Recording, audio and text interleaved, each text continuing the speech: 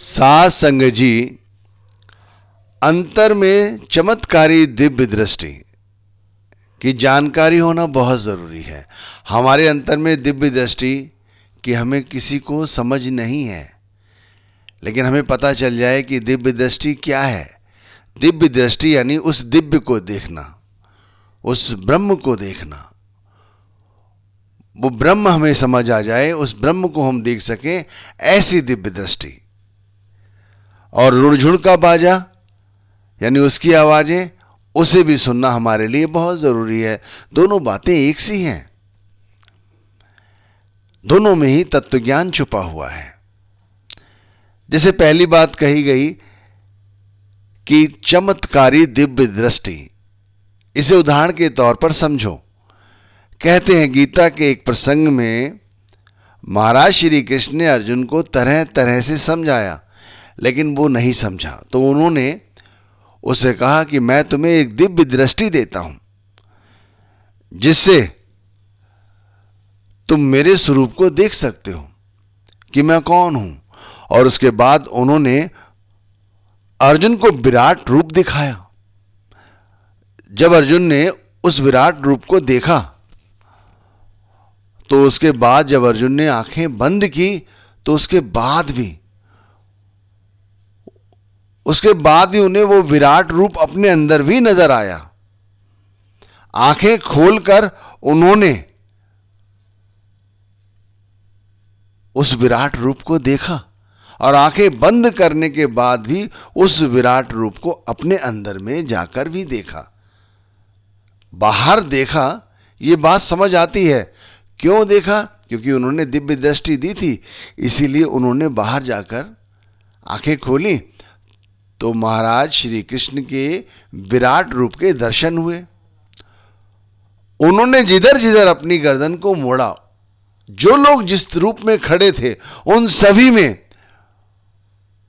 उस विराट रूप के दर्शन हुए, और वही चीज उन्होंने अपने अंदर जाकर भी अनुभव की। हमारे सतगुरु भी जो हमें बताते हैं कि हम जब नाम की कमाई करें, तो हमें एक दिव्य दृष्टि का संचालन होता है। हमें अपने अंदर जाके सदगुरु के सूक्ष्म स्वरूप के साथ साथ बाहरी रूप में भी सदगुरु के स्वरूप के दर्शन होते हैं। लेकिन वो दिव्य दृष्टि हमें समझ आ जाती है क्योंकि हम उसे एक कथा के माध्यम से लेते हैं। लेकिन जो वास्तविकता है, जो हमें समझाई जा रही है, हम वो नहीं समझ रहे हैं। देखो, जब दिव्य दृष्टि का हमारे अंदर उदय होता है, ये दिखना शुरू होता है, तो सबसे पहले हमारा जो शरीर है, हमारी जो अंतः स्थिति है, वो पूरी तरह से प्रकाश से भर जाती है। हमारे अंतर में कहते हैं हजारों सूर्यों जितना प्रकाश विद्यमान हो जाता है। इतना प्रकाश हमारे अंदर आ जाता है, और यही प्रकाश हमारे अज्ञानता के अंधेरों से हमें ऊपर लाता है, हमें ज्ञान के सागर में लाता है। इस तरह का प्रकाश हमें अपने अंतर में भी दिखाई देता है, और यही अंतर का प्रकाश हमें बाहरी तौर पर भी दिखाई पड़ता है। यह है दिव्य दृष्टि। आप कथा के माध्यम से लेंगे तो आपको अर्जुन और कृष्ण की बात समझ आ जाएगी।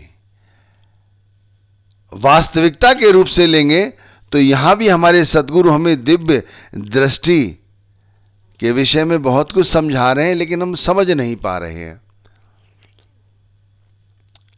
उनके समझाने का बहुत सरल तरीका है।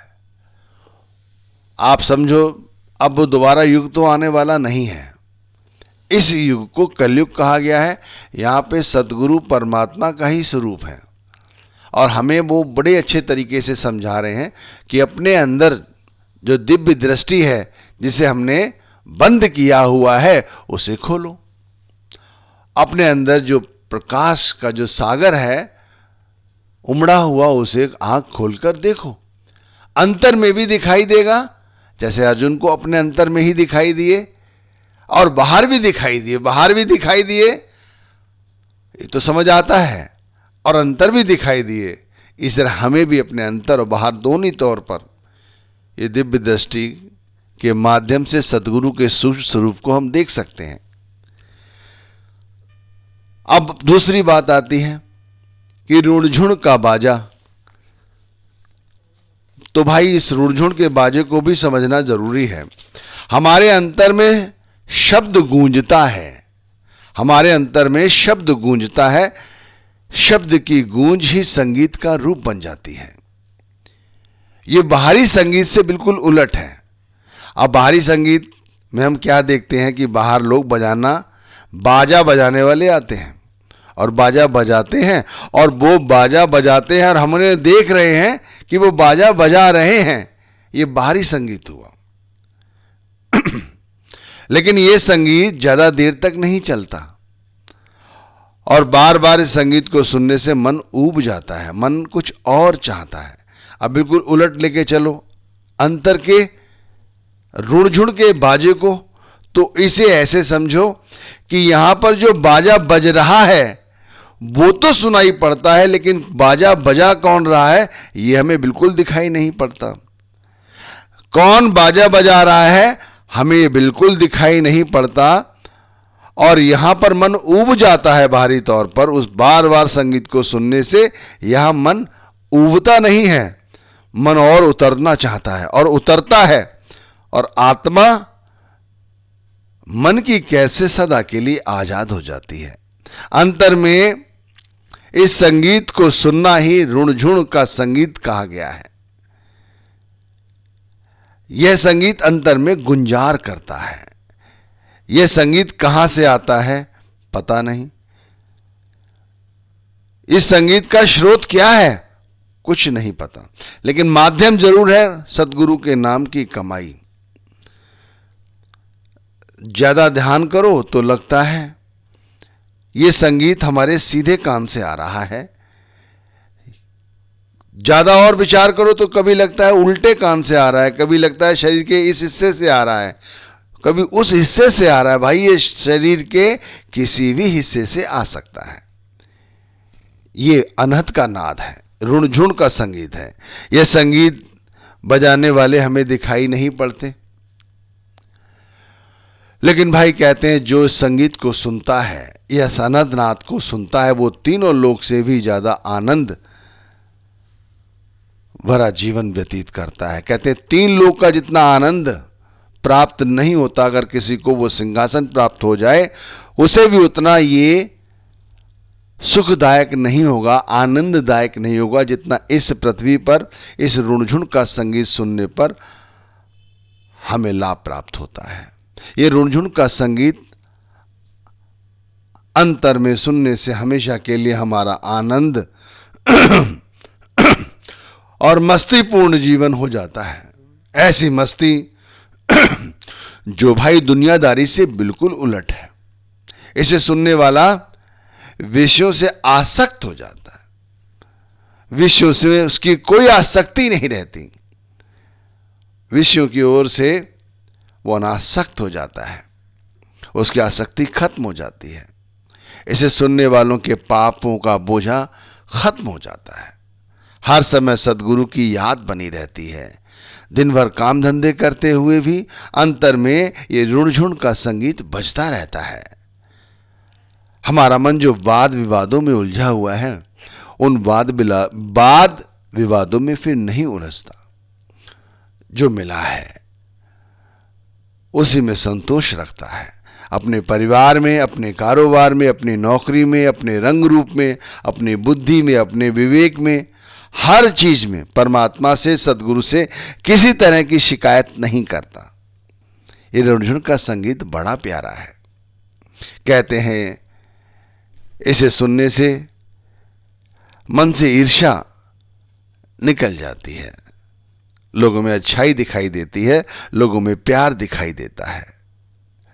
रुणझुण का संगीत सुनने वाला बड़ा ही भाग्यशाली है, उसके भाग्य बदल जाते हैं। कहते हैं वो ब्रह्म को जान लेता है। ब्रह्म जिसने सृष्टि बनाई, जो सृष्टि की देखरेख कर रहा है, जिसने संतुलन में सृष्टि को रखा हुआ है, वो उस ब्रह्म को जान लेता है जो इस रुणझुण की आवाज को सुनता है। भाई इसे ब्रह्म कहो, चाहे शब्द कहो, चाहे नाम कहो, बात एक ही है। बड़े बड़े तपस्वी, बड़े बड़े संत, बड़े बड़े महात्मा भी इस रुणझुण की आवाज को नहीं सुन पाते। बहुत भक्ति करते हैं, बहुत स्तुति करते हैं, लेकिन कहा गया है वक़्त के पूर्ण सदगुरु द्वारा दिखाए गए रास्ते पे चलता हुआ व्यक्ति उस निराकार ब्रह्म को जान लेता है और सदगुरु उसी ब्रह्म के मार्ग प्रदर्शक हैं, उन्हीं का तो स्वरूप है। जो गुरु के रूप में, सदगुरु के रूप में आके उन्होंने हमारा हाथ थामा हुआ है। तीनों लोकों का मालिक है वह ब्रह्म। उस तक पहुंचने का जरिया यह शब्द धुन ही है, ये रुणझुण की आवाजें ही और कुछ नहीं। हमारे अंतर में चमत्कारों की वर्षा हो रही है, लेकिन हम उस वर्षा में नहीं नहा सकते। क्यों? क्योंकि अभी हमने रुणझुण की आवाजें नहीं सुनी। हमारे सहस दल में अभी उस कमल की वर्षा नहीं हुई। अभी हम सोए हुए हैं। वो दिव्य दृष्टि हमने, हमारी बंद है, वो दिव्य दृष्टि खुले। हमारे अंतर जो चमत्कार हो रहे हैं, जो वर्षा हो रही है, हम उसे कैसे जान सकते हैं, कैसे उस वर्षा में नहा सकते हैं? तो भाई केवल नाम के अभ्यास के द्वारा ही ये सब संभव है।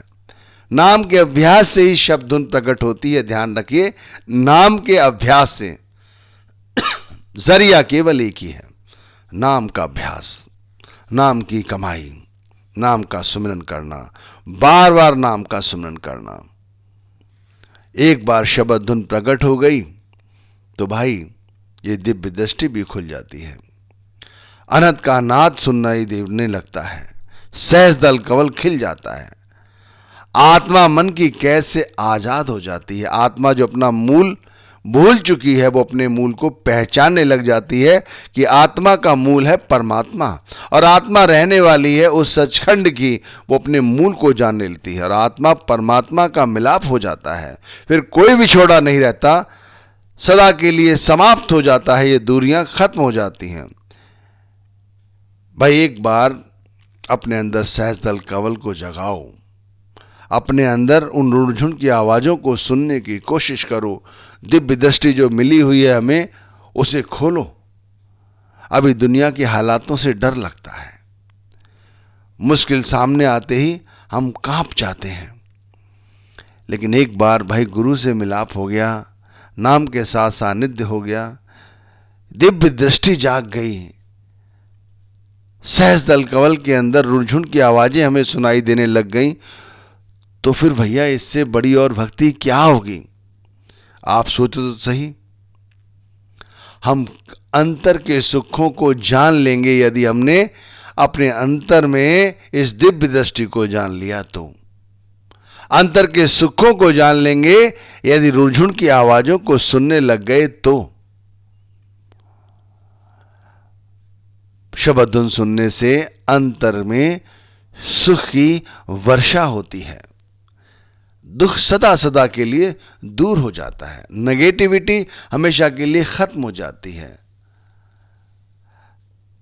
अंतर में सतगुरु का सूक्ष्म स्वरूप नजर आता है और फिर यह प्रक्रिया इतनी ज्यादा हमारे लिए कारगर सिद्ध होती है कि बाहरी तौर पर जैसे अर्जुन को बाहर भी उसी विराट रूप के दर्शन हो रहे थे और फिर अंतर में भी उसी विराट रूप के दर्शन हो रहे थे। जिधर जिधर वो गर्दन घुमा रहा था उधर उधर ही उसे विराट रूप के दर्शन हो रहे थे। इस तरह हम भी फिर जिधर भी देखेंगे हमें अपने सदगुरु के सूक्ष्म स्वरूप के दर्शन होंगे। ये दिव्य दृष्टि का जागृत होना ही है। हर जीवात्मा में हर जगह अपने सदगुरु के सूक्ष्म स्वरूप के दर्शन होना, नाम के दर्शन होना बहुत ऊंची भक्ति है। और फिर इसी तरह जैसे हमें दर्शन होते हैं, इसी तरह हर जगह हर तरफ से हमें ये शब्द धुन भी सुनाई पड़ती है। कभी इस पासे से, कभी उस पासे से, हर जगह से ये शब्द धुन सुनाई पड़ती है। तो दोस्तों, अंतर में चमत्कारी दिव्य दृष्टि जरूर अपनी जाग